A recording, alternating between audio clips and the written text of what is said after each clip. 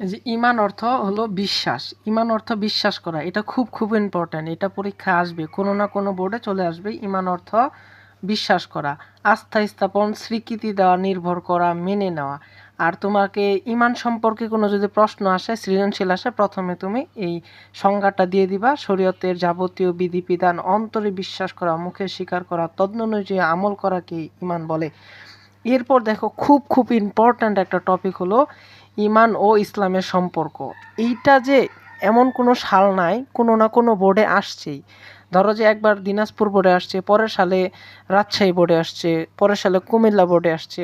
কোনো না কোনো বোর্ডে এই ইমান ও ইসলামের সম্পর্ক আসছেই। এটা খুব সুন্দর করে পড়ে যাওয়া যে মহান আল্লাহ যাবতীয় আদেশ নির্দেশ বিধিবিধান দ্বিধায় বিনা দ্বিধায় মেনে নেওয়ার মাধ্যমে তার প্রতি পূর্ণাঙ্গরূপে আত্মসমর্পণ করাকে ইসলাম বলে।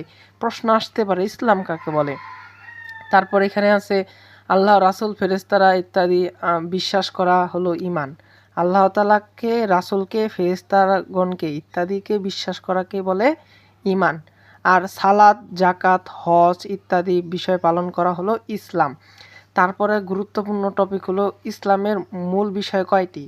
এমসিকিউ প্রশ্ন আসবে যে ইসলামের মূল বিষয় বা মূল ভিত্তি কয়টি, তাহলে এটার উত্তর হবে 60টি। এই যে এরূপ 60টি ইসলামের মূল ভিত্তি হলো 60টি।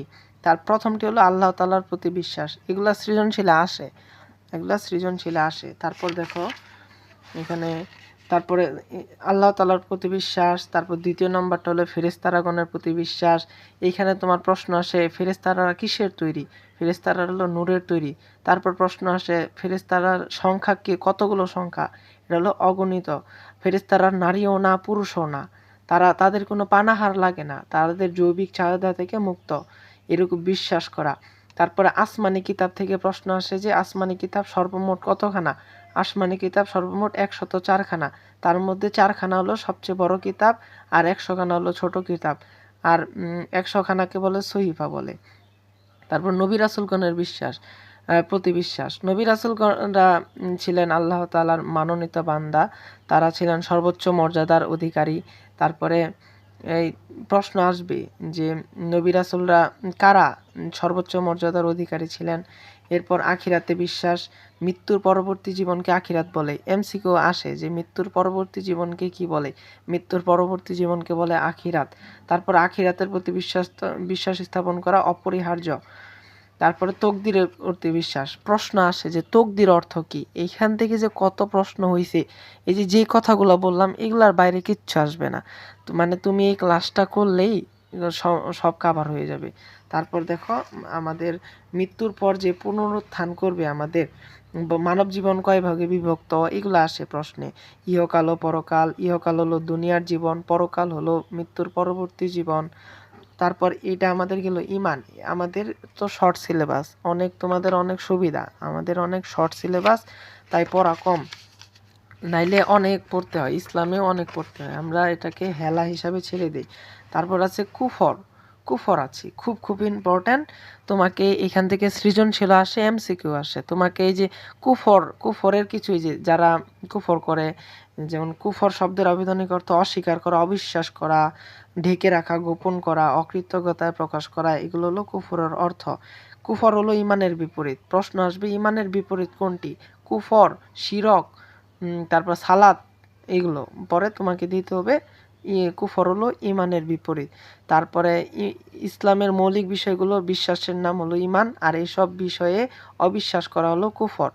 তো এখান থেকে প্রশ্ন হয় যে উদ্দীপক দিয়ে দেয় রফিক সাহেব, ইসলামের 60টি বিষয়ের মধ্যে একটি বিষয় অস্বীকার করেন না, এরকম উদ্দীপক দিবে। উদ্দীপক থেকে তোমাকে জাস্টিস করে উদ্দীপক থেকে তোমাকে বের করতে হবে এখানে কিসের কথা বলা হয়েছে, কুফরের কথা বলা হয়েছে না শিরকের কথা বলা হয়েছে। তারপর কাফির কারা, যারা বলবে যে কাফিরের বৈশিষ্ট্য লেখো। যারা কুফরে লিপ্ত হয় তাদেরকে বলা হয় কাফির। প্রশ্ন আসতেই পারে যে কাদেরকে কাফির বলে, এখান থেকে একটু রিডিং পড়ে নিবা অত। তারপরে এখানে ধরো যে আবার কুফর কয়েক প্রকার আছে, ইচ্ছাকৃতভাবে, অনিচ্ছাকৃতভাবে। তারপরে কুফরের পরিণতি বা কুফল। তারপর শিরকটা খুব বেশি ইম্পর্ট্যান্ট। শিরক অর্থ হলো অংশীদার, শিরক শব্দের অর্থ অংশীদার সাব্যস্ত করা, একাধিক স্রষ্টা বা উপাস্যে বিশ্বাস করা। ইসলামী পরিভাষায় মহান আল্লাহর সাথে কোনো ব্যক্তি বা বস্তুকে শরীক করা বা তার সমতুল্য মনে করাকে শিরক বলা হয়।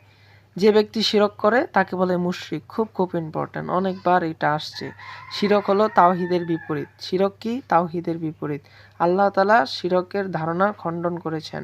তিনি বলেছেন, আমরা সৃজনশীল লেখার মাঝে মাঝে একটা করে আয়াত দিয়ে দিব, অর্থ দিয়ে দিব, তাহলে স্যাররা খুশি হবেন।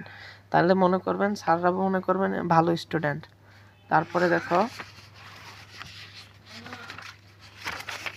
তারপরে আছে নিফাক। নিফাক আছে। নিফাক শব্দের অভিধানিক অর্থ হলো ভণ্ডামি করা, কপটতা করা, দ্বিমুখী ভাব, ধোঁকাবাজি, প্রতারণা। নিফাকের চেয়ে বেশি ইম্পর্টেন্ট শিরক আর কুফর, এটা বেশি ইম্পর্টেন্ট। তারপরে রিসালাত। রিসালাতটা ইম্পর্টেন্ট আছে। রিসালাত, এই যে অর্থগুলা কি, অর্থগুলা পড়ে যাবা। রিসালাত শব্দের অর্থ বার্তা, চিঠি পৌঁছানো, পয়গাম, সংবাদ বা কোনো ভালো কাজের দায়িত্ব বহন করা। আর এই রিসালাতের বিশ্বাসের গুরুত্বটা আসে। তারপরে প্রশ্ন আসে, সৃজনশীলে আসে, নবী রাসূল প্রেরণের উদ্দেশ্যগুলো আসে, যে কেন আল্লাহ তাআলা নবী রাসূলগণ পাঠিয়েছেন। তারপর নবী রাসূলগণের গুণাবলী। তারপর এগুলো তোমাদের সিলেবাসে নাই, এগুলো সিলেবাসের নাই, এগুলো সিলেবাসে নেই।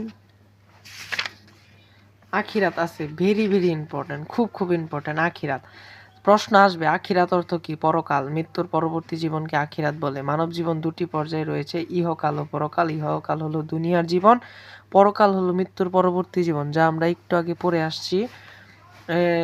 আখিরাতের শুরু আছে কিন্তু শেষ নেই। আখিরাতটা খুব ইম্পর্টেন্ট, এটা ভালো করে পড়ো। তুমি এইগুলা পড়ে যাও, দেখবা যে সবই পারবা প্রশ্নে। আখিরাতের কয়েকটি স্তর আছে।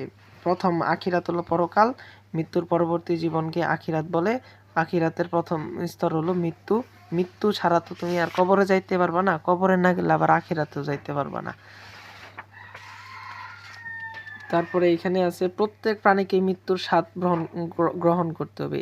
প্রশ্ন আসে যে সূরা আল ইমরান আয়াত 185, প্রশ্ন আসবে, এটা দেওয়া থাকবে, প্রত্যেক প্রাণীকে মৃত্যুর স্বাদ গ্রহণ করতে হবে, কোন সূরার কত আয়াত? এটা খুব ইম্পর্টেন্ট, সূরা আল ইমরান আয়াত 185। তারপরে এই কবরের অপর নাম হলো বারজাক। কবরের অপর নাম কি? বারজাক। তারপরে এখানে বলবে, আর তাদের সামনে বারজাক থাকবে পুনরুত্থান দিবস পর্যন্ত। কোন সূরা কোন আয়াত? এরকম এমসিকিউ আসে। সূরা আল মুমিনুন আয়াত 100। এক সময় মুনকার নাকির নামক দুজন ফেরেশতারা